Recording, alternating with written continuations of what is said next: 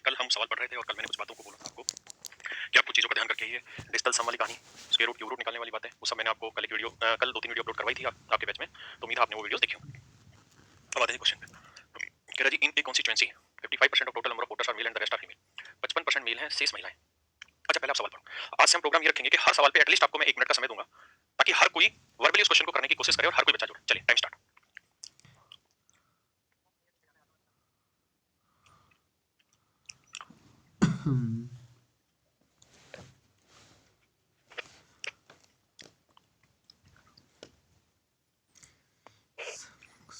चलिए जी आइए।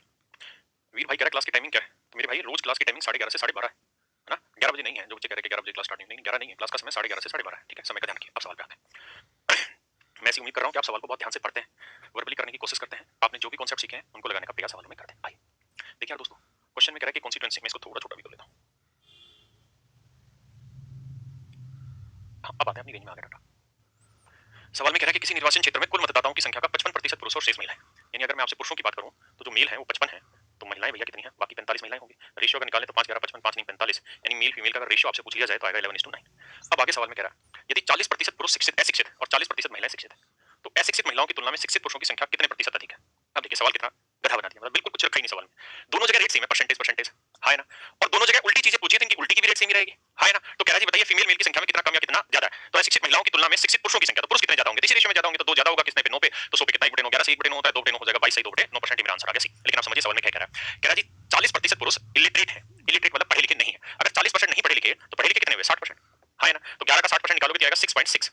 और कह रहा है कि 40% महिलाएं शिक्षित है, तो अगर 40% महिलाएं शिक्षित है तो अशिक्षित महिलाएं कितनी बनी? 60% महिलाएं अशिक्षित बनी, तो 9 का 60% निकालोगे 5.4, तो इतनी अशिक्षित है और इतने पुरुष शिक्षित है। क्लियर है ना जी? तो क्वेश्चन में यही पूछ रहा है, तो फिर बताइए कितने पुरुष ऐसे हैं जो शिक्षित है और जो कितनी महिलाएं ऐसी जो शिक्षित है और ये पुरुष महिलाओं से कितना ज्यादा है? तो अगर निकालोगे तो 2.2 ज्यादा है किस पे? 5.4 पे, यही है ना जी? तो 2.2 ज्यादा है 5.4 पे, तो 100 पे कितना? ये हमारा सवाल है। तो 2 11 22 और 2 से काटेंगे तो आएगा कितना? 2 2 दूनी 4 और 2 7 14, 11/27 सोल्व कर देंगे, वो हमारा आंसर आ जाएगा। 9 6 54 5.4 था, ठीक है, और 11 6 66 6.6। अरे यार 1.2 ज्यादा भाई, तो 1.2 ज्यादा है इस पे, तो पॉइंट से पॉइंट हट गया, है ना? तो 4 3 12 और 4 से, अरे यार किससे कटवा रहे हो तुम मुझे? 6 से कट जाएगा ना, 6 दूनी 12 और 6 नीम 54, तो 2/9 आ जाएगा। मैं इसमें समझाना आपको ये चाह रहा हूँ, ध्यान देना, बहुत छोटी बात है लेकिन समझ के चलिए। मान लीजिए यार ए और बी, इनका रेशियो 4:5 है, हाँ ना? बहुत ध्यान से मेरी बात समझिए, इनका रेशियो 4:5, मैं इसका x% निकाल दूं, इसका भी x% निकाल दूं, तो इनके x% की जो वैल्यू आएगी उनका रेशियो भी बताइए क्या होगा?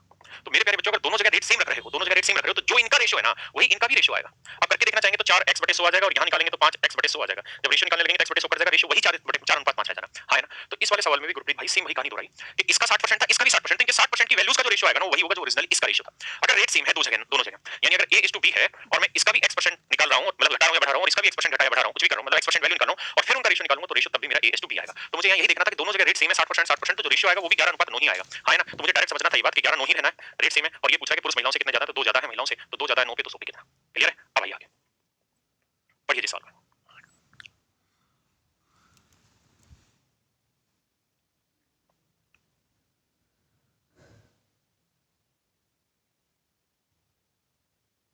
देखो यार ध्यान से, क्वेश्चन में कह रहा है कि ए बी से 28% अधिक है, ए जो है वो बी से 28% अधिक है, तो 28% का मतलब बना 4% की फ्रैक्शन 1/25, 4 का 7 गुना तो 7/25, यानी 25 है मेरे भाई, तो ये वाली वैल्यू है 32। क्या किसी भाई को दिक्कत है यहाँ तक? किसी भी लेवल की कोई भी दिक्कत हो तो मुझे बताइए। अब सवाल में कह रहा है कि जी जो सी है ना वो ए और बी के योग से 25% कम है। 25% की फ्रैक्शन कितनी है? 1/4, यानी ए और बी का जोड़ अगर 4 होगा तो सी की वैल्यू 1 कम, यानी कितनी होगी? 3। तो ए और बी का जोड़ निकालेंगे तो 5 2 7 3 2 5 57 बनी। ए और बी की वैल्यू ये बनी ना भाई, 32 और 25 कितनी बनी? 57, हां है ना? अरे बोल दो पक्का ना, कितनी बनी? 57। अब कह रहा है जी इसका 3/4 निकालना, हमको क्या होगा? ये तो क्वेश्चन में कहा, चलिए फिर से समझाता हूं। सवाल ने कहा कि ए बी से 28% अधिक है, 28% की फ्रैक्शन क्या होगी? तो 4% की 1/25, तो 28 7 गुना तो 7/25, इसका मतलब बी की 25 है तो ए की वैल्यू आ जाएगी 32। किसी भाई को दिक्कत है? किसी तरह की नहीं।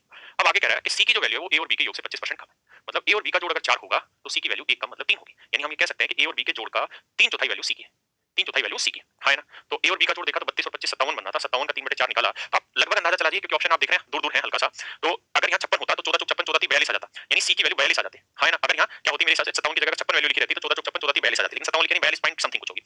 तो सवाल में पूछ रहा है कि बताइए सी ए से कितना अधिक है? सी की वैल्यू ए से कितनी अधिक है, हमें ये बताना है पक्का। तो बेटा बताओ सी की वैल्यू ए से कितनी अधिक है? तो 42 ज्यादा 32 से तो लगभग 10 ज्यादा है, किससे? 32 से, तो 100 पे कितना? ये वाली वैल्यू हमसे पूछा है। अब कहानी ये है कि इस क्वेश्चन में हम बहुत ज्यादा ज्ञान बांट नहीं सकते, क्योंकि ऑप्शन में ये लिखा हुआ है कि एक दशमलव स्थान तक सही हो, यानी एक्यूरेट ऑप्शन तो क्वेश्चन में दे ही नहीं रखे, है ना? एक्यूरेट ऑप्शन तो मेरे पास सवाल में है ही नहीं जिसके थ्रू मैं एग्जैक्ट डिजिटल सम या कोई कांसेप्ट लगा दूं। यहां तो मेरे पास लगभग आंसर दे रखा है। 32 कैसे आया? निखिल 32 कैसे आया? नहीं आया भाई, मार दो गोली 32 के। ये बताओ, ए इज 28% मोर देन बी, ये बात तो समझ ए बी से 28% अधिक है तो इसका मतलब 20 है तो इसे 128 लिखते हैं, इसमें तो बुराई नहीं है। अरे बोल दो भाई, अब तो दिक्कत नहीं है, नहीं है ना, तो कोई दिक्कत। फिर अब कह रहा है कि सी की वैल्यू ए और बी के जोड़ का 3/4 होगी, 25% का मतलब 3/4 होगी, तो 128 और 100 को जोड़ोगे 228, 228 का 3/4 निकाल दो यार, ऐसे कुछ सोचो, नहीं समझ में आ रहा तो 4 5 20, 4 7 28, 3 7 21, 3 5 15 और 2 17, 171। तो सी की वैल्यू आ गई 171। अब सवाल में कह रहा है कि बताइए सी ए से कितना प्रतिशत अधिक है, सी जो है वो ए से कितना अधिक है। तो भैया 41 और 2 43, तो 43 फालतू 128 पे, तो 100 पे कितना, अभी भी नहीं आ रहा समझ में। मैंने उसमें कॉमन ले लिया था ताकि चीजें छोटी बन जाए। आप कॉमन नहीं लेना चाहते मेरे भाई तो कॉमन मत लो, कौन मना कर रहा है? कौन आपको ऐसा कह रहा है कि आप कॉमन लो तभी कुछ बहुत तगड़ा सवाल बनने वाला है? ऐसा जरूरी नहीं है ना, आपको जो सहूलियत लगे वैसे सवाल को करिए, बोलिए हाँ या ना। चलिए बताइए तो, अब देखिए यहाँ तक की बात आ गई समझ में।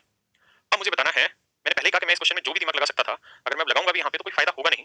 कहानी बस एक यही है कि मेरे पास एग्जैक्ट ऑप्शन नहीं है, एग्जैक्ट ऑप्शन नहीं है और मैं डिजिटल सम भी यहाँ लगाता है ना। डिजिटल सम कैसे लगाता, परसेंटेज का इसका 1 ही बनना था, 8 2 10 और 11 यहाँ 2 बनना था, 5 से गुणा करके फिर 1 बनाते, लेकिन मेरे पास ऑप्शन भी तो एक्यूरेट होते तभी तो डिजिटल सम का अप्लाई हो पाता। तो वहां तो एक्यूरेट है नहीं, क्योंकि पता नहीं 5 डेसिमल के बाद आंसर सही आ रहा है या 4 के बाद उसने तो 1 दशमलव तक सही बता दो, लेकिन अभी भी मेरे पास ऑप्शन है, मुझे यहाँ से दिमाग दौड़ाना है। देखिए यार, इसको काटने की कोशिश करते हैं, लगभग ये कितना बन रहा है। अगर लगभग आप देखेंगे तो 4 3 12, ये तो इसका 3 गुना है, यानी मैं ये बात समझ सकता हूँ कि इसका 3 गुना लगभग 129 होता है। यानी अगर यहाँ 129 लिखा रहता, 128 की जगह 1/3 आता, और 1/3 का मतलब उत्तर मेरा आता 33.33333, और यहाँ पे 128 लिखा हुआ है ना, तो इसका मतलब जितना छोटा होगा वैल्यू उतनी बड़ी होगी, तो मेरा जो आंसर होगा 33 पॉइंट थोड़ा सा बड़ा होगा 3 3 से। तो मुझे ये देखना है कि मेरा जो आंसर होगा 33.33 से थोड़ा बड़ा होना चाहिए। अब कौन सा है, ये तो छोटा है, इसको तो छोड़ दे, तो बहुत ही छोटा है, ये बहुत ही ज्यादा बड़ा है, ये मेरा उसके लगभग आंसर आ रहा है 33.6। क्लियर है, तो ये मेरा यहाँ पे एक अप्रोक्सीमेट आंसर दिखाई दे रहा है जो मैं लगा सकता था। पक्का जी। मैंने पीडीएफ नोट्स अपलोड इसलिए नहीं करे क्योंकि खत्म ही नहीं हुआ है, जैसे खत्म हो जाएगा अपलोड हो जाएगा।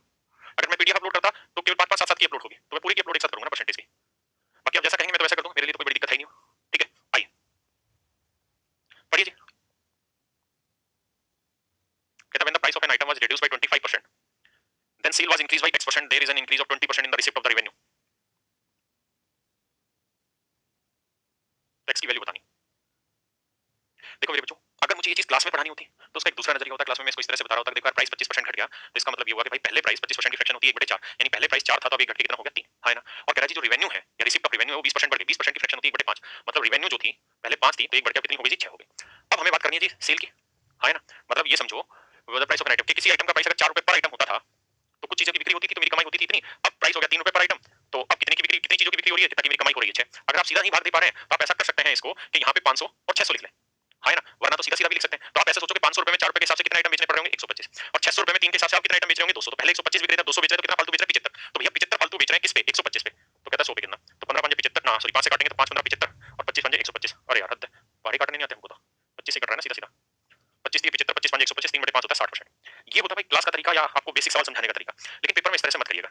जब भी एक वैल्यू से दूसरी वैल्यू इंपैक्ट डाल रही हो, है ना, तो ना सक्सेसिव से करिए ना किसी और चीज से, वही प्राइस का इंक्रीज डिक्रीज वाले मेथड से करिए। सक्सेसिव से करेंगे तो भी टाइम खराब करेंगे, है ना। बेसिक तरीका अपनाइए क्या कि भैया कीमत 25% घट गई तो समझो रिवेन्यू 25% घट जानी थी, यानी 100 से हो जानी थी कितनी 75, लेकिन कह रहे जी रिवेन्यू उसने बढ़ा दी कितनी 20%, तो रिवेन्यू हो रही है 120, तो कितने का इंक्रीज करना पड़ रहा है, तो आप कहेंगे 75 से 120 पे इंक्रीज करना पड़ेगा आपको सर, 7 45 का, तो 45 का इंक्रीज करना पड़ेगा 75 पे, तो 100 पे कितना 15 3 45 15 5 75 3/5 का मतलब होता है 60%, यानी अब उसे अपनी सेल 60% बढ़ानी होगी तो उसकी रिवेन्यू 20% बढ़ पाएगी, है ना। किसी भाई को कोई दिक्कत है यहाँ तक 69 नहीं नितेश भाई 60। बुद्धेश्वर जी बताइए ना क्या कमेंट किया था आपने, और वो मैं देख लूंगा जिसका कमेंट का आंसर देना नहीं देना, जो भी टकरा रहा होता है उसका आंसर दे देता हूं।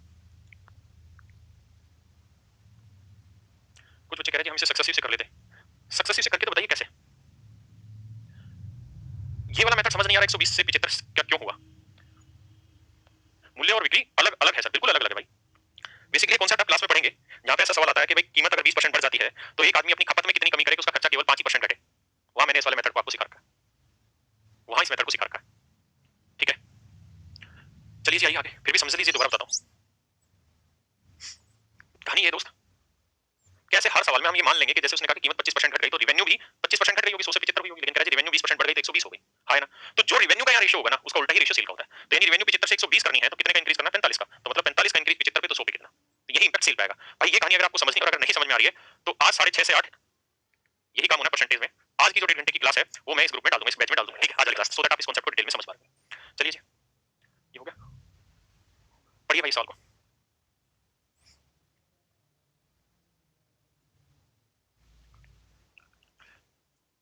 देखिए सक्सेसिव वाला जो मेथड है ना वो तब अप्लाई करते हैं जब ये कोई वैल्यू है, इसके अंदर हमने कोई रिएक्शन किया प्लस या माइनस किया, और प्लस माइनस करने के बाद जो वैल्यू बनी उसके ऊपर दोबारा से हमने प्लस माइनस किया, फिर जो दोबारा वैल्यू बनी उसके बाद फिर हमने इसमें प्लस माइनस किया, तो जो कहानियां बैठती हैं वो सक्सेसिव की होती हैं। सक्सेसिव का मतलब होता है क्रमागत, यानी एक क्रम के बाद दूसरा क्रम लगे, है ना। जैसे मेरे पास जो भी पैसा था मैंने उसका 5% ट्रांसपोर्ट पे खर्च कर दिया, फिर जो बचा यानी एक क्रम सक्सेस करने के बाद फिर जितना पैसा बचा उसका 20% मैंने खाने पे खर्च कर दिया, यहाँ सक्सेसिव अप्लाई होगा। क्लियर है, यहाँ सक्सेसिव अप्लाई होगा। और सक्सेसिव का फॉर्मूला रहता है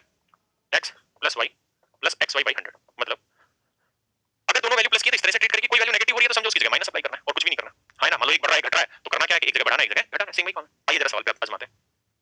यहाँ कह रहा है कि किसी संख्या को पहले 16% बढ़ाया गया और फिर उसे 14% बढ़ाया, यानी पहले 16 बढ़ाया फिर बढ़े हुए को 14% बढ़ाया। यहाँ आप सक्सेसिव लगा सकते हैं, सक्सेसिव वही लगेगा जहाँ एक चीज लगी फिर उस बढ़े हुए पे दोबारा से कोई चीज अप्लाई करेंगे। तो आप करिए क्या, सक्सेसिव लगाएंगे तो x + y + xy / 100 करेंगे तो 16 × 14 आया 30 और 16 × 14 आया कितना। अगर 16 × 14 में दिक्कत है तो एक बात समझिए, कोई भी नंबर ले लेते हैं, जैसे मान लीजिए मैं पूछूं कि यार 18 × 16 बताओ कितना आया, तो आप इस बात को समझते हैं कि 18 को 17 = 1 लिख सकते हैं और 16 को 17 - 1 लिख सकते हैं, है ना। तो इसे लिख सकते हैं 17 का वर्ग - 1, 17 का वर्ग हमको पता है 289 में से 1 घटाया 288 आंसर, है ना। बात समझ रहे हैं कि नहीं समझ रहे। तो ऐसे ही अगर मैं आपसे कहूं कि 14 और 16 की वैल्यू बताइए, 17 का वर्ग कितना होता है 289 ना, तो 14 और 16 का मल्टीप्लिकेशन निकाल के बताइए क्या होगा। तो समझो 15 का वर्ग 225, इनके बीच का नंबर 15 का वर्ग 225 से घटाओगे 224, ठीक है ना। बेसिक कैलकुलेशन है। तो यहाँ क्या करना है, यहाँ सक्सेसिव लगाओगे तो x + y + xy / 100, तो x 16 y 14, 16 और 14 30 + x * y, तो 16 × 14 करोगे तो बीच की वैल्यू 15, 15 का वर्ग 225 से घटाया 224, तो यानी 224/100 माने 2.24। तो कुल मिला के इतनी जो स्टेटमेंट है, इससे ये पता चला कि उस आर्टिकल की जो वैल्यू है वो 32.4% इंक्रीज हो गई। उस आर्टिकल की वैल्यू 32.4 इंक्रीज हो गई। अगर आप नहीं समझ पा रहे हैं तो ऐसे समझ लीजिए किसी आर्टिकल की वैल्यू 100 थी, पहले 16% बढ़ाया तब उसकी वैल्यू 116 हो गई, अब फिर 14% बढ़ाना है। तो इसमें 14% बढ़ाओगे तो 14 कैसे निकाला जाए, तो आपको ऐसा करना पड़ेगा कि इसको दो टुकड़ों में तोड़ लो, समझो 100 और 16, तो 100 का 14% तो 14 हो गया और 16 का 14 निकालना है तो 16 × 14 करोगे वो आएगा 224/100 यानी 2.24, तो इंक्रीज हो गया 16 14 30 और 32 यानी 132.24, है ना। तो उत्तर आया 132.24, मतलब इंक्रीज हो गया 32.24। 224 था ना, 224 था तो यह 32.24%। अब आप पढ़ के आके तभी फायदा होगा, अदरवाइज फायदा नहीं होने का। एक बार समझो फिर आगे बताता हूं। 5 से 6:30 में परसेंटेज ही चल रहा है, उसमें एडमिशन बंद कर दिया, लेकिन चलो मैं आज उसमें ओपन करवा देता हूं 6:30 से 8 वाले बैच में। मैथ्स नाम से एक लड़का से बढ़िया से कराना बेटा, खूब जी जान से कराऊंगा, लेकिन दिक्कत एक ही आ रही है जो मुझे अभी महसूस हो रही है कि बच्चों ने पढ़ाई नहीं है, परसेंटेज पढ़ाई नहीं है, फिर कैसे हो जाएगा। बिना पढ़े कुछ थोड़ी हासिल होगा यार। आपको चीजें आनी चाहिए तो प्रैक्टिस बैच का मजा है, अगर नहीं आती तो एटलीस्ट सीख लो बैच में जाके। अब देखिए आगे आते हैं। अब कह रहा है जी मतलब पहले बढ़ाया उसका फिर से बढ़ाया और अब जो आया उसमें से 30% घटा दिया, तो सक्सेसिव डिग्रीज लगा देना, मतलब सक्सेसिव लगाना है 30%। तो ये बढ़ाया दो बार, मतलब कुल मिला के ये बढ़ाया और वो घटाया, तो लगाएंगे तो x + y, लेकिन इस बार माइनस है तो -30, फिर -xy, तो 32.24 गुना में 30/100। अब जरा इसे सोल्व करिए, 32 में से 30 घटाया कितना है 2.24, और जब आप इसको सोल्व करोगे, इस वाले पोर्शन को सोल्व करोगे मेरे भाई, तो गौर से देखना, 2 जीरो यहाँ आ गया, ठीक है, 1 जीरो कट गया, 3 जीरो बचा, 3 चौक 12, 3 दूनी 6 और 1 7, 3 दूनी 6, 3 तिया 9, तो 3 जीरो 9.672, तो 9.672 में से यहाँ प्लस था क्योंकि बड़े में छोटा है, इसमें से ये घटाएंगे तो मेरा जो उत्तर आ रहा होगा वो 7 -7 पॉइंट समथिंग आ रहा होगा, और यही पूछा कि कितने की गिरावट हुई है, तो लगभग 7% की गिरावट हुई है ना। जहां पे भी ये सब इस्तेमाल कर देता ना कि एक डेसिमल के निकटतम, वहां ऑप्शन से जाना मुश्किल हो जाता है। तो आंसर आया 7 -7% यानी 7% की गिरावट हो रही है। एक बार पढ़ो फिर समझाता हूं दोबारा से।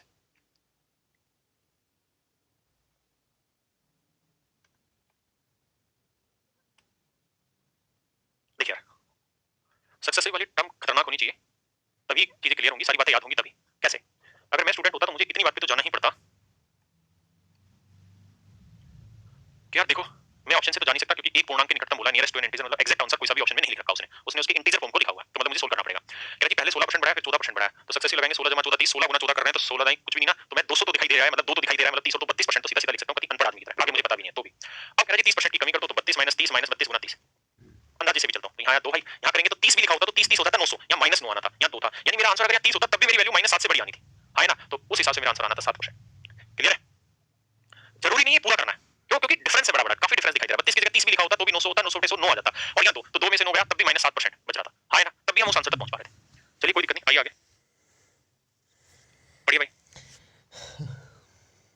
ये वही सवाल है जो आज शायद मैंने शुरू कराया जिसको बिक्री वाले क्वेश्चन को पहला जो सॉल्व कराया था। कह रहा जब बिक्री किसी वस्तु का मूल्य 20% की कमी हुई है तो उसकी बिक्री x% बढ़ गई और रेवेन्यू 60% इंक्रीज हो गई, तो बताओ x की वैल्यू क्या है। तो आप सोचो यार अगर कीमत 20% घट गई तो 100 से 80 हुई है, लेकिन कह रहा है जी कमाई 60% बढ़ गई यानी 160 हो गई, तो भाई 80 से 160 अगर कमाई करनी तो कितना इंक्रीज करोगे 80, तो 80 का इंक्रीज 80 पे मतलब 100%, बिल्कुल रखा है तो लिख के कर लेंगे 80 का इंक्रीज 80 पे तो 100 पे कितना, यानी उसकी कमाई 100% इंक्रीज हो गई।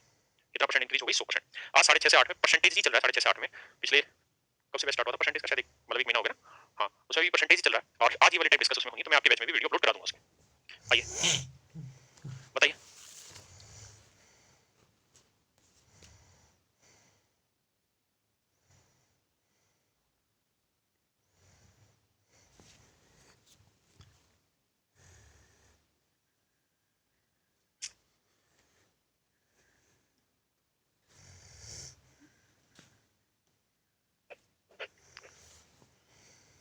आइए जी, सॉरी, कह रहा था income of Raju is 20% more than his expenditure, 20% की फ्रैक्शन 1/5, कह रहा है एक्सपेंडिचर से 20% ज्यादा, यानी एक्सपेंडिचर अगर उसका 5 है तो इनकम एक ज्यादा, मतलब कितनी हो गई 6, है ना। तो इसका मतलब बचत उसकी कितनी रही होगी 1। क्लियर है, आगे परसेंटेज कैलकुलेट करना है तो भैया 100 लगा दो। अब कह रहा है इनकम अगर 60% बढ़ जाए तो 600 का 60% 360 रुपए अगर इनकम बढ़ रही है, उसके खर्चे में 70% का इंक्रीज हो जाए तो 500 का 70% 350 रुपए खर्चा बढ़ गया, तो 360 इनकम बढ़ी उसमें से 350 तो खर्चा बढ़ गया, तो इनकम 10 रुपए फालतू बढ़ी, तो 10 रुपए फालतू किस चीज को बचा रहा है, बचत में 10 की वृद्धि, तो 100 बचत थी पहले 10 का इंक्रीज हो गया तो 100 पे 10 मतलब 10%, यानी अब उसकी जो बचत है वो 10% बढ़ जाएगी, है ना, उसकी बचत अब 10% बढ़ जाएगी। बताइए जी।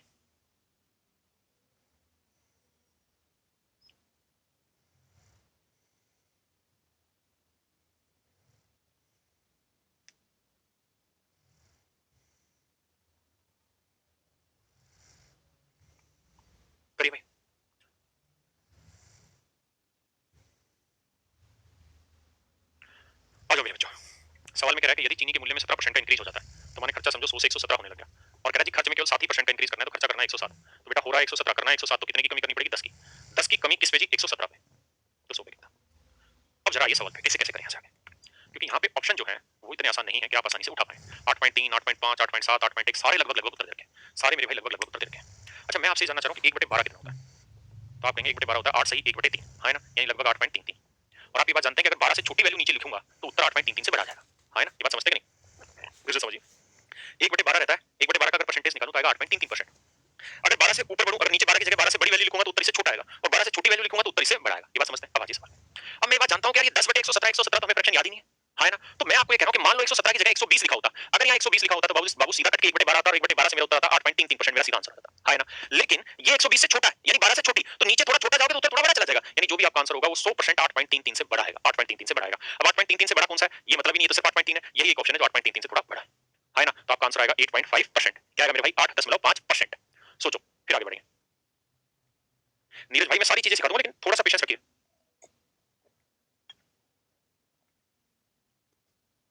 आइए जरा एक बार सवाल थोड़े थोड़े तो दमदार आने दो, फिर खींच देंगे मीटर यार। वो भी तो नजदीक 8.7, 8.3 के नजदीक थोड़ी है यार, 8.5 नजदीक है ना। डी क्यों नहीं? थोड़े से समझो यार। आप 120 ले रहे हो तो उत्तर 8.33 आता। जिस भाई को दिक्कत है कि सर 8.7 भी तो आंसर ले सकते थे, इसमें क्या दिक्कत थी आपको? है ना, मैं उनकी जानकारी के लिए उत्तर समझा रहा हूं कि थोड़ा सा दिमाग दौड़ाओ। अगर 120 लिखा था मेरे भाई यहाँ तो उत्तर इतना था। अगर मैं 120 की जगह 130 लिखना 110 लिख देता, 110 लिख देता तो मेरा उत्तर 1/11 आता, वो मेरा आंसर आता 9.09 करके, आंसर 9.09 करके। यानी यहाँ अगर 110 लिखा होता यानी 1/11 होता। मैं ऐसे समझा दे रहा हूँ बात को, समझने की थोड़ी कोशिश करिएगा। ऊपर 10 लिखा हो तो यहाँ आंसर आता 9.0909। और मेरे पास जो सवाल में वैल्यू थी ना मेरे भाई वो थी कितनी? 117, 117 के आसपास वैल्यू थी, है ना। तो अगर मैं 117 लिख रहा था तो इसके नजदीक कौन सा बनेगा? 8.5 ही तो बनना है इसके नजदीक, है ना, क्योंकि नीचे जितना कम होता चला जाएगा वैल्यू बढ़ती चली जाएगी, है ना। 110 होगा ना तो लगभग उत्तर 9.0 आ गया यहाँ पे, यानी लगभग उत्तर 9 आया। तो 9 आंसर तो मेरा तब आता है जब यहाँ पे 110 लिखा होता है, जब यहाँ लिखा हुआ 117 है तो वो 120 से थोड़ा नजदीक है, तो इसलिए 8.33 के नजदीक होगा। ठीक है, आइए वहां पर पढ़िए अभी सवाल को।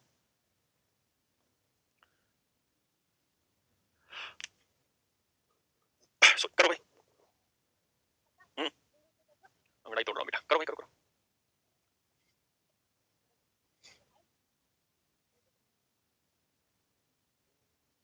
कह रहा जी A is 20% less than B, A B से 20% कम है, and C is 30% more than D, और बी सी से सॉरी सी डी से 30% ज्यादा है, D is 25% less than A, then which one of the following is true. देखो यार दोस्तों समझने का प्रयास करो। कह रहा है ए बी से 20% कम है, ए बी से 20% कम है, यानी 20% की फ्रैक्शन 1/5, बी 5 है तो ए 4 होगा। आगे कह रहा है कि सी डी से 30% अधिक है, सी जो है वो डी से 30% अधिक है, यानी डी 10 है तो सी 13 है। किसी भाई को यहाँ तक कोई दिक्कत हो तो बताए नहीं। अब कह रहा है डी ए से 25% कम है, डी जो है वो ए से 25% कम है, डी ए से 25% कम है तो 25% की फ्रैक्शन होती है 1/4, यानी ए की वैल्यू 4 है ना, तो डी की वैल्यू आपको लेनी पड़ेगी 3, डी की वैल्यू लेनी पड़ेगी 3। अब जरा ध्यान दीजिए, ये बात और ये बात बिल्कुल अलग है, इनके बीच में संबंध नहीं है कोई भी, समझने की कोशिश करिएगा। सवाल में क्या कह रहा है? सवाल में कह रहा है इतनी बात को समझिए, कहता है ए बी से 20% कम है, 20% की फ्रैक्शन 1/5, बी 5 है तो ए 4 है ना। कह रहा है सी डी से 30% अधिक है, डी 10 है तो सी की वैल्यू हो गई 13, कोई दिक्कत नहीं आता। अब कह रहा है कि डी ए से 25% कम है, यानी ये वाली वैल्यू एक्चुअल में इससे 25% कम है। अगर आप बिल्कुल ही बावले हैं तो मैं इसे 400 मान लेता हूं, तो ये कितना हो जाएगा? 500, क्योंकि इन दोनों का रेशियो दे रखा है, इससे 100 से गुना किया तो इधर भी 100 से। अब ए की वैल्यू 400 है तो सवाल में कह रहा है कि डी की वैल्यू 25% कम होगी, 25% मतलब 1/4 यानी 100 का मतलब कितनी होगी? 300। और अगर डी की वैल्यू 300 लेनी है, इसे 300 करना है बेटा, तो 300 करने के लिए किससे गुना करोगे? तो आपको इसे 30 से गुना करना पड़ेगा, इधर भी फिर 30 से करोगे, है ना। तो इस हिसाब से सी की वैल्यू आ जाएगी 390, गौर से समझिए। और बी की वैल्यू कितनी है? 500। सवाल में वो यही पूछ रहा है कि बताओ इनमें से कौन सा रिलेशन सेट हो रहा है कि बी सी का कितना गुना है। तो अगर बी की वैल्यू 500 है तो सी की वैल्यू 390, बी की वैल्यू 500 है तो सी की वैल्यू 390। अगर मैं आपसे पूछूं कि बी की वैल्यू 1000 हो तो सी की वैल्यू कितनी होगी, तो आप कहेंगे कि सर सी की वैल्यू हो जाएगी डबल, इसका डबल क्या? तो 780। अगर बी की वैल्यू 1000 पे 780 है तो 100 पे कितनी होगी? 78.0। 10 पे कितनी हो जाएगी? 7.80। और मैं कहूं कि बी की वैल्यू 1 हो तो सी की वैल्यू क्या होगी, तो आप कहेंगे 0.780, है ना। तो इसका मतलब इसका जो आंसर है वो सेटिस्फाई करेगा सी, कि बी जो है वो 0.78 टाइम्स ऑफ सी होगा। ठीक है जी, एक बार आप समझो, मैं इसे दोबारा से सरल शब्दों में समझाता हूं।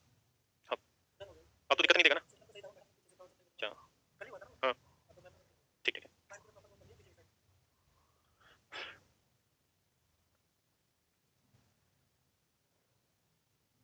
देखिए फिर से समझाता हूँ, जिस भी भाइयों को ये बात समझ नहीं है आप ऐसे समझिए यार। सवाल ने कहा कि ए बी से 20% कम है, यानी ये 5 है तो ये 4 है, ठीक है। और एक जगह कह रखा है कि डी ए से 25% कम है, डी ए से 25% कम है, ए से 25% कम है। आप इसे 400 मान ले, 500 मान ले, तो ये 500 लिया तो डी कितना हो जाएगा इससे 25% कम, यानी 300, है ना। और कह रहा था सी डी से 30% ज्यादा, तो इससे 30%, 300 का 30% 90, तो 390 हो गया। अब हमें पता चला कि बी 500 है तो सी 390, और हमें जो रिलेशन चाहिए वो B C B C B C में ही पूछ रखा है कि बताइए कौन सा बराबर है। आप कुछ मत करो, आप ये बताओ बी इज टू सी का रेशियो क्या होगा, तो आप कह देंगे ना कि 500 बटे 390। ऐसा कह सकते कि नहीं कह सकते? मैंने कल भी एक चीज आपको बताई थी कि डेसिमल में लेना तो 5 से भाग मत दो, इसे भी 2 से गुना कर दो, इसे भी 2 से कर दो, तो ये बन जाएगा 1000/780। अब डेसिमल में लेना आसान है, अब इसे डेसिमल में लेना आसान है, सॉरी हमने गलत बता दिया था, ये वाला ऑप्शन था बी, सॉरी ठीक है। अब आसान है क्योंकि इसका अगर आप डेसिमल में रूप निकालोगे 1000 से दोनों जगह भाग दोगे तो ये 0.78 आ जाएगा, क्रॉस मल्टीप्लाई करोगे तो सी की वैल्यू आ जाएगी 0.78 टाइम्स ऑफ बी, तो बी ऑप्शन इसका बिल्कुल सही। अगर 5 और 39 मान के चलेंगे तब कैसे आएगा, 5 और 39 मान के चलेंगे तो उत्तर तब भी आएगा, लेकिन आप एक बात नहीं समझ पा रहे हो, कैसे कि आपने इसे कहा कि यार ये 20% कम है, ये 5 है तो ये 4 है, मान ली बात, ये 30% ज्यादा है, 10 है तो 10 है, लेकिन यार ये अलग कॉन्टेक्स्ट की बात है, ये अलग कॉन्टेक्स्ट की बात, इनमें भी तो एक रिलेशन दिया है उसने सवाल में, जो बच्चे कह रहे हैं हम 5 और 13 डायरेक्ट मान ले, ऐसा कैसे मान ले, उसने ये संबंध भी तो दिया है आपस में, हाँ है ना, ये संबंध भी तो दे रखा है ए और डी का, वो दे रखा है कि डी ए से 25% कम है, यानी ये 100 होगा तो ये 75 होगा, ये 4 होगा तो ये 3 होगा, तो वो भी तो दे रखा है, उसको भी तो समझना पड़ेगा, हाँ है ना, तो आपको इन दोनों का डाटा सेट करना पड़ेगा, तभी आप इन दोनों पे जा पाओगे, क्योंकि एक तो रिलेशन ये दिया, एक रिलेशन ये दिया, लेकिन इन दोनों ग्रुप में तो रिलेशन नहीं दिया ना, कैसे समझाता हूं, जैसे मैं आपको ये कहूं कि मेरी उम्र और तुम्हारे पापा की उम्र का अनुपात 2:7 है, और मैं कहूं कि मेरी उम्र और तुम्हारी उम्र, ये तुम्हारे पापा की होगी, तुम्हारी उम्र का अनुपात 5:11 है, 5:11 या 9 हट रहे 9:11 है, तो बताओ तुम्हारी उम्र और तुम्हारे पापा की उम्र का अनुपात क्या होगा, तो तुम ऐसे थोड़ी कह दोगे कि तुम्हारे पापा जो 7 साल का और तुम्हारी उम्र 11 साल की, ऐसे थोड़ी कह सकते हैं, क्यों नहीं कह सकते, क्योंकि आप ये कहानी तभी कह सकते थे जब मेरी उम्र यहाँ पे भी उतनी नहीं होती और यहाँ पे भी उतनी थी, यानी यहाँ पे जो कॉमन कंडीशन है वो भी तो दोनों जगह सेम सेटिस्फाई करानी होगी, तभी तो इनमें रेशियो निकाल पाओगे, अरे हाँ है ना, ऐसे थोड़ी रेशियो निकलेगा, तो ऐसे ही ए और डी में भी तो एक संबंध रखा है, उसी संबंध के थ्रू ही तो इन दोनों को कंपेयर कर पाओगे, क्लियर है, आइए आगे चलिए पढ़िए।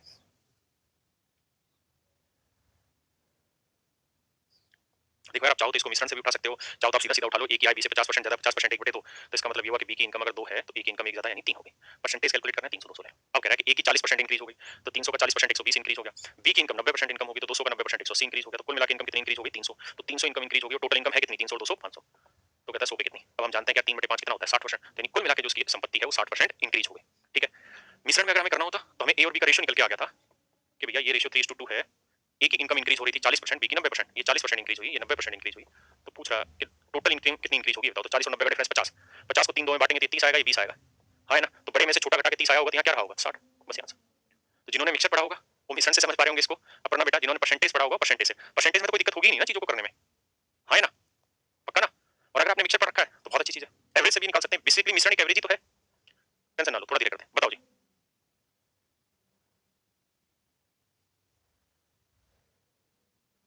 करो जी करो।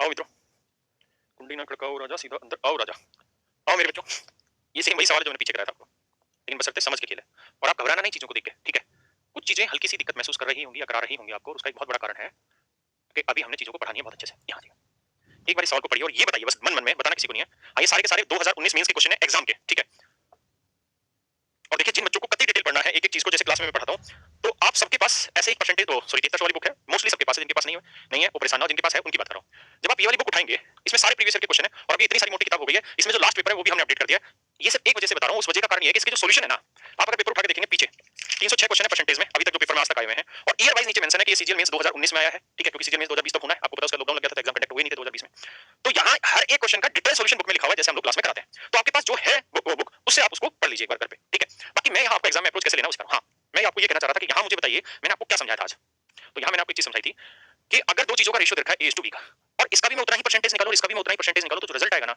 उसका रेशियो भी वही आना है, यानी इसका x% और इसके x% की वैल्यूज का रेशियो भी वही रहना है जो ओरिजिनल नंबर का रेशियो है, ये मैंने आपको एक्जेक्टली समझाने की कोशिश की थी, अगर यही मैंने समझाने का प्रयास किया था तब सवाल पे आते हैं, गौर से देखिएगा सवाल को, पहले मैं ऐसा करता हूँ डिटेल समझाता हूँ सो दैट एटलीस्ट आप लैंग्वेज तो समझ पाए, वरना बहुत सारे बच्चे दूर हट जाएंगे इससे, और मैं दूर नहीं हटाना चाह रहा क्लास से।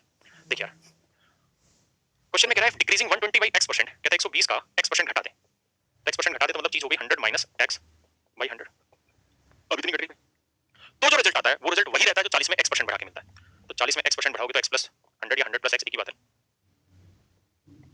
बाई 100, तो 40 में x% बढ़ाने के बाद जो वैल्यू आएगी वही वैल्यू 120 में x% घटाने के बाद आएगी, कह रहा जी दोनों वैल्यूज आपस में बराबर है, ऐसा क्वेश्चन में कहा है, ठीक है, आप ये वाली बुक अमेज़न से परचेज कर सकते हैं, आज मैं लिंक भी शेयर करा दूंगा, 100 से 100 कट गया, 40 से कम 40, 40 थी 120, 3 से गुना करेंगे 300 माइनस 3x 100 जमा x, इधर उधर लाएंगे तो 4x बराबर 200, x की वैल्यू 50, ये तो हो गया डिटेल, किसी भाई को यहाँ तक कोई दिक्कत हो तो मुझे बताएं, एक बार आप सवाल पढ़ लें, कहीं कोई इशू है तो दोबारा से आपस में बात कर लेते हैं।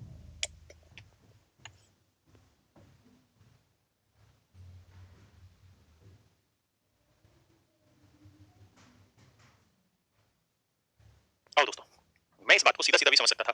यानी ये बात तो तय हुई कि x% इंक्रीज कर रहे थे तो x की वैल्यू आ गई 50, बात खत्म हो गई। यानी 50% इंक्रीज कर रहे थे, x की वैल्यू 50 आ गई। अब आगे सवाल में कह रहा है 210 का 50%, तो 210 का 50%, 50% माने आधा, तो 210 का आधा करोगे तो आएगा 105। कह रहा है 180 के x + 20, तो x के लिए 50 50 होगी, 70% से कितना परसेंट कम है, तो 180 का 70% निकालोगे तो 18 7 124 12 126। कहता है 105 126 से कितना कम है, तो कितना कम है जी, 21 कम है। तो हम कहेंगे जी 21 कम है किससे, 126 से, तो 100 पे कितना, 21 से कम 21 126 1/6 आता है जी, 16 से 2 के 3%, तो आंसर आएगा जी 16 से 2 के 3% कम है। तो कितने की कमी है जी आंसर में, 16 से 2 के 3% की। ये तो जैसा लैंग्वेज ने बोला वैसे मैंने कर दिया, इसमें कोई मैंने दिमाग नहीं दौड़ाया था। अब हम दिमाग दौड़ाते हैं। जब हम दिमाग दौड़ाते हैं तो चीजें लगती लंबी हैं लेकिन वो होती जल्दी शॉर्ट में। हाँ, एक सेकंड, एक सेकंड।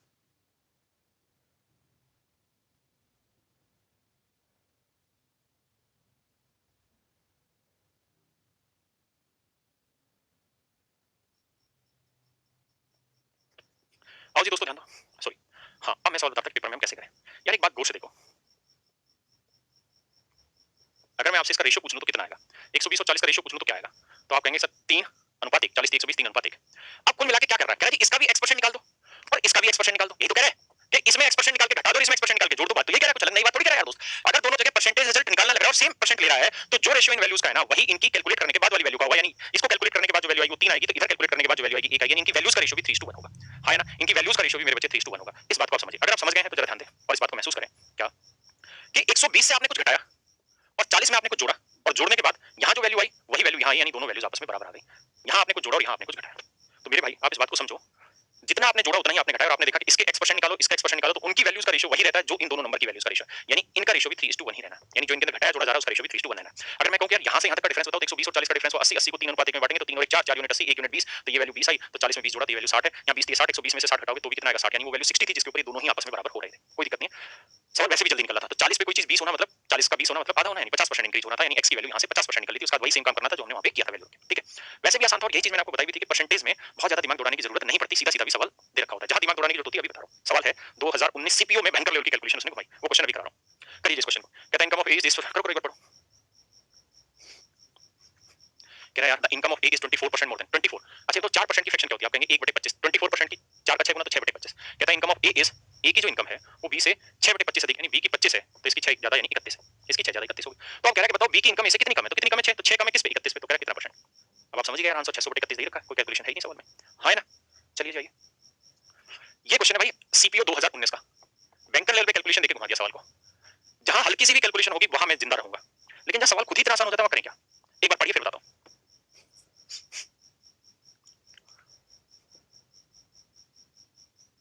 पढ़िए बाबू, फिर मैं समझाता हूं आपको सवाल।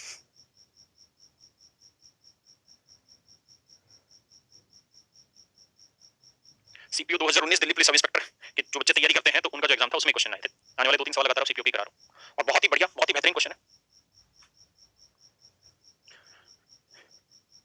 करें दोस्तों जी, 284 नंबर क्वेश्चन है संजीव जी बुक का।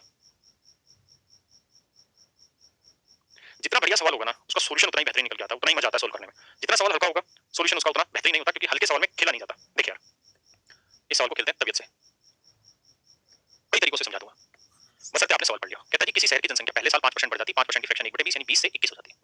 दूसरे साल 4% घट जाती है, तो 4% का मतलब हुआ 1/25 यानी 25 से 24 हो जाती है। तो इसे कट रहा है तो काट दे, 4 छिक्के 24 और 4 5 20, तो 25 5 125 और 21 छिक्के 126। देखिए यार पहला दिमाग तो यहाँ ये कि अगर इनिशियल पॉपुलेशन 125 यूनिट थी तो अब 2 साल में बढ़ने के बाद 126 हो गई, यानी अगर थोड़ा सा दिमाग हो स्टूडेंट में, थोड़ा सा बुद्धि का इस्तेमाल करे तो उसे समझ लेना चाहिए कि बहुत बड़ा अंतर नहीं है, बहुत बड़ा अंतर नहीं है। 125 से 126 हुई है, यानी लगभग जितनी पहले थी उससे थोड़ी ही ज्यादा अब है ना। यानी मेरा जो उत्तर होगा वो आज जितनी देर की उससे लगभग थोड़ा ही कम होगा। तो आज देर की 55,12,248, तो मेरा जो आंसर होगा 55 लाख से थोड़ा ही कम होगा। अगर यहाँ देखें ये 55 लाख से ज्यादा आंसर हो ही नहीं सकता, ये 55 लाख से ज्यादा आंसर हो ही नहीं सकता। अब 55 लाख से ये थोड़ा कम है या ये वाला थोड़ा कम है, तो आप कहेंगे ये वाला थोड़ा कम है, तो सी मेरा सीधा सीधा आंसर आ गया। है ना, लगभग देखो 125 से 126 यानी वैसे भी दिमाग दौड़ा होगा ना, तो लगभग एक का इंक्रीज 125 पे है ना, 100 पे एक का इंक्रीज होता है 1% 125 पे, यानी लगभग 0.8% है ना। तो जो कमी होगी या जो इंक्रीज हुआ वो 0.8% होगा, यानी इससे 0.8% फालतू होगा। पहला दिमाग ये था जो कर पाए, नहीं कर पाए कोई दिक्कत नहीं, मार दो गोली। आगे आते हैं, मैंने कहा ना जहां कैलकुलेशन बढ़ाना चाहेगा ना वहां मैं जिंदा हूं आपके लिए, वहां चुटकी में सवाल सोल्व करा दूंगा।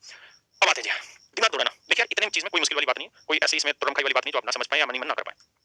अब 126 यूनिट, अगर आज की पॉपुलेशन 125 है तो 2 साल बाद इंक्रीज होकर 126 हो जाएगी, जबकि कह रहा है इतनी। 126 यूनिट रिप्रेजेंट कर रहा है 55,12,248। 126 यूनिट कितना, तो 1 यूनिट की वैल्यू बटे 126, तो कह रहा बताओ शुरुआत में कितनी थी, 125 यूनिट की वैल्यू बतानी कितनी। अब दिमाग देखिए, अगर आप यहाँ कैलकुलेशन में घुस गए तब तो आपके लंटर लग जाएंगे, अगर आप कैलकुलेशन में घुस गए तो। नहीं तो दिमाग दौड़ाओ क्या कि कहीं ये नहीं लिखा कि लगभग में आंसर है, पॉइंटों में आंसर नहीं लिखा, इसका मतलब पॉइंटों में आंसर नहीं नहीं है तो 126 पूरी तरह कटा होगा 126, इससे 125 से तो कटा नहीं होगा, इससे कटा होगा, है ना, तो इससे कटा होगा, इससे कट के यहाँ कोई वैल्यू आई होगी ए बी सी डी कुछ भी, और ए को 125 से गुना किया होगा, तो जो भी मेरा आंसर होगा उसके अंदर 125 एज मल्टीपल मौजूद होगा, यानी जो भी मेरा आंसर होगा उसके अंदर 125 एज ए फैक्टर मौजूद होगा, यानी जो भी मेरा आंसर होगा मेरे भाई वो 125 से भाग होगा। 5 की डिविजिबिलिटी का नियम क्या है? आखिरी एक अंक 5 से भाग होना चाहिए। 25 के नियम क्या है? आखिरी 2 अंक 5 से भाग होने चाहिए। 125 का क्या है? आखिरी 3 अंक 125 से भाग होने चाहिए। तो क्या 125 से भाग रहा है? मतलब ही नहीं। क्या ये 100 अरे 2 आ रहा है तो भाग हो ही नहीं सकता। क्या ये 125 से भाग रहा है? 420 मतलब ही नहीं। 500 125 चौक 500 यानी ये संख्या 125 से भाग रही, तो सीधा सी आंसर। हाँ है ना? बोलो हाँ कि नहीं? तो सीधा सीधा आंसर आ गया मेरा क्या? सी। 100 से भी कर सकते हैं, लेकिन 100 से जाओगे क्यों मूर्खता वाला काम करो? आगे फिर कैलकुलेशन बैठाओगे। इसलिए जो स्टैंडर्ड तरीके समझा रखे हैं उस पे फोकस करो। तो मैं इसका थोड़ा सा दिमाग दौड़ाता तो भी आंसर निकाल जाता। अगर नहीं तो यहाँ कैलकुलेशन ट्रिक अपनाता, यहाँ से भी आंसर निकाल जाता। क्यों मैं डिजिटल सम दौड़ाऊं और इतनी बातें करूं? हाँ है ना? बात आ रही समझ में? चलिए और आगे आते हैं। देखिए समय का कोई ध्यान ना रखिए, जब तक पढ़ाने का मन है तब तक आप भी पढ़ लीजिए, मैं पढ़ा लेता हूं। बताइए सवाल को। सेम सवाल सीपीयू 2019 का ही, दूसरे सेट का।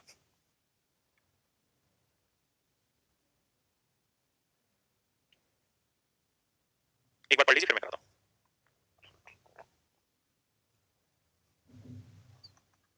यहाँ गड़बड़ है सवाल में। क्या गड़बड़ है दोस्त? सवाल में गड़बड़ ये है कि इसने लिख दिया निकटतम संपूर्ण संख्या में पूर्णांकित। ये बहुत खतरनाक चीज है, इसको समझो।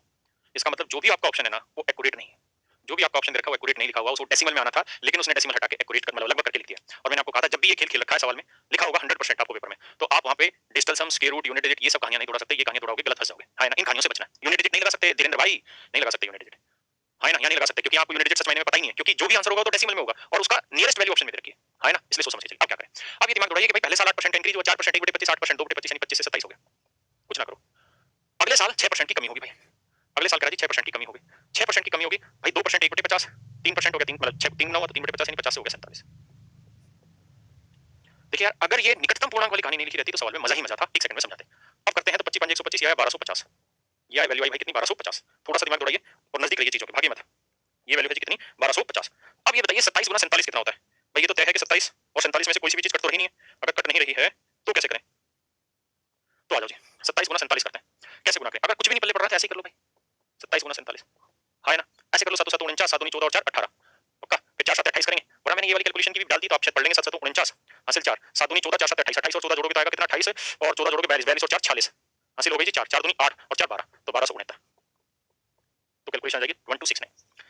अब दिमाग दौड़ाना भाई, क्या बैठा जाए? तो आज जो वैल्यू 1250 है सच मायने में वो 2 साल बाद 1269 होगी। 1269 होगी। अगर कोई आपसे पूछ ले कि भैया आज जो भी मतलब 2 साल बाद जो भी वैल्यू होगी आज वाली वैल्यू से थोड़ी ही कम होगी, आप कहें कितनी कम होगी? सब कुछ बता सकते हैं? लगा लो यार अंदाजा। मान लो यहाँ कितनी कम है? लगभग 20 लगा लेते हैं। वैसे 19 कम पर तुम 20 लगा लो। अगर यहाँ 1200 लिखा रहता है यानी ये तो लगभग एक मतलब उसका 0.16% कम होगी, है ना? मेरी बात समझ रहे हैं? यानी जो मेरा उत्तर है 2,34,778, तो ये है मेरी अब की वैल्यू। तो ओरिजिनल वैल्यू जो होगी वो 2,34,778 से थोड़ी ही कम होगी, है ना? तो देखते हैं कौन सी कम है। तो देखो यार 2,38,000 ये तो गलत है, ये 2,34,987 ये भी गलत है, 2,36,402 ये भी गलत है क्योंकि इससे बड़ी हो जाएगी, जबकि हमारी जो वैल्यू होगी वो 2,34,778 से कम होगी, तो उससे कम 2,31,229 है ना? तो ये हमारा क्या होगा मेरे भाई? आंसर। तो पेपर में हर हाल में कुछ ना कुछ ऐसा छोड़ के जाएगा, कुछ ना कुछ ऐसा करके जाएगा कि जिसके थ्रू हम एग्जैक्ट आंसर तक पहुंच पाए, है ना? इस बात को समझ के चलिए कि एग्जामिनर ये बात जानता है कि मैं यहाँ कैलकुलेट करा के कुछ हासिल नहीं कर पाऊंगा। अगर हासिल करवाना हो ना तो सच मायने में इसकी कैलकुलेशन है 1269 यूनिट रिप्रेजेंट कर रहा है 2,34,778, और इसे जब आप सोल्व करेंगे ना तो एक यूनिट की वैल्यू निकल के आएगी 181.01।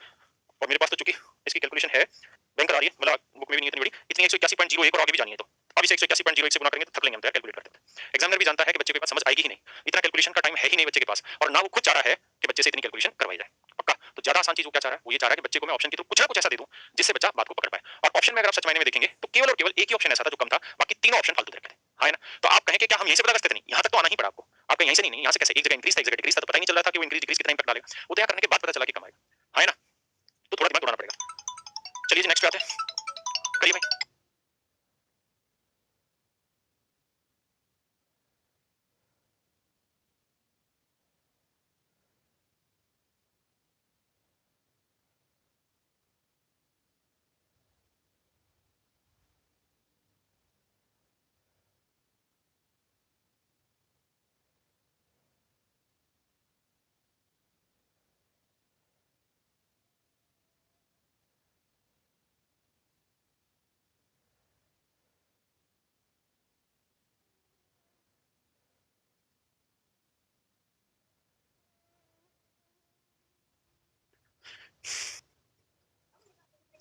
अरे पंचो आओ दोस्तों, सॉरी। कहता है ए अपनी आय का की 12% राशि बचत करता है।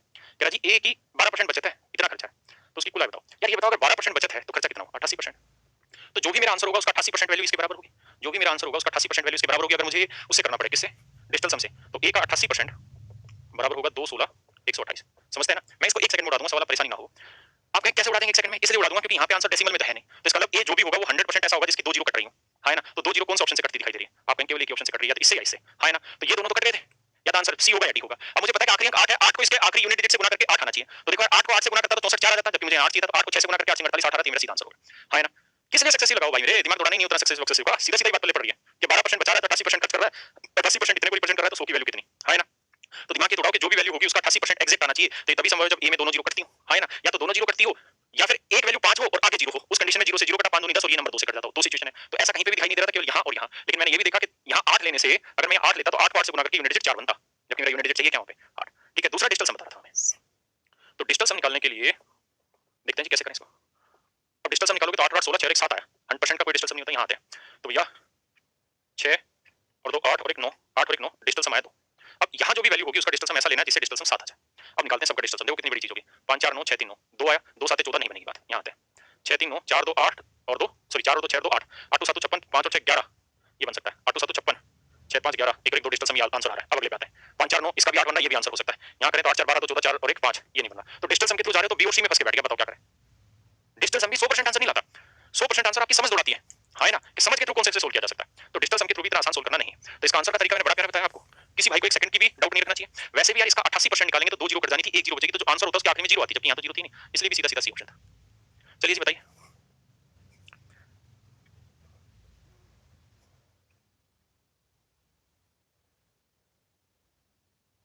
भाई डिजिटल सम की वीडियो डाली हुई है, आप जाके अपने बैच के अंदर ही वीडियो डाल के उसको चेक करें एक बार। आइए जी।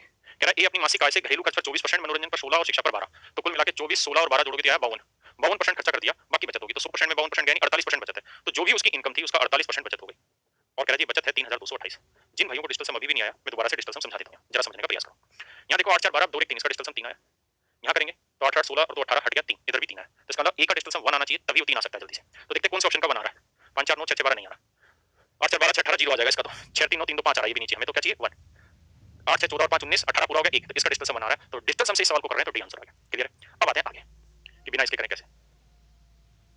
वही सेम दिमाग दौड़ा रहे हैं कि यानी जो भी ऑप्शन होगा वो ऐसा आंसर होना चाहिए जिसका 48% एग्जैक्ट वैल्यू है। यानी ए ऐसा नंबर होना चाहिए जो मेरा किससे कट जाए भाई? जो मेरा 100 से कट जाए। लेकिन आप ऐसा कह सकते हैं कि सर 100 से काट रहे हो तो सबसे पहले तो ये देख लो आखिरी में 2 जीरो कितनों के। तो ये तो कभी भी नहीं कटने का, ये कभी भी नहीं कटने का। ये दोनों चांसेस है काट दे। लेकिन एक बात बताओ यार, अगर मैं यहाँ कोशिश करूँ और ए की वैल्यू 6480 ले लूँ, एक सवाल समझने का कोशिश करना, इसके बाद से हमेशा डाउट दूर हो जाएगा। तो देखो यार एक जीरो तो कट जाएगा, बाकी यहाँ पे 5 का फैक्टर है जो इस 10 को काट दे। यहाँ है नहीं, तो आंसर नहीं आएगा। यानी अगर एक जीरो कट भी गया ना तो उसके बाद यहाँ 5 का फैक्टर होना चाहिए, तभी आगे पूरी कहानी सोल्व होगी। और 5 का फैक्टर यहीं पे था, क्योंकि जीरो कटने का 5 बचा रह जाता था, तो यही 10 को काट पाता था। इसलिए इसका आंसर 6850 1 सेकंड में हम क्लिक कर ले रहे थे। चलिए मेरे दोस्तों, आज इतना रखते हैं। उम्मीद आपको बातें समझ आई होंगी। बाकी कल अगली क्लास आएंगे, ठीक है, और आगे बढ़ेंगे। ठीक है, आप समय की चिंता ना करें, जिस दिन जैसा मूड होता है वैसा आगे बढ़ लेते हैं। टाइम की कोई दिक्कत नहीं है। आप थोड़ा सा चीजों को पढ़ के आए तब मजा आएगा इसका। ठीक है, और आप ये मान के चले कि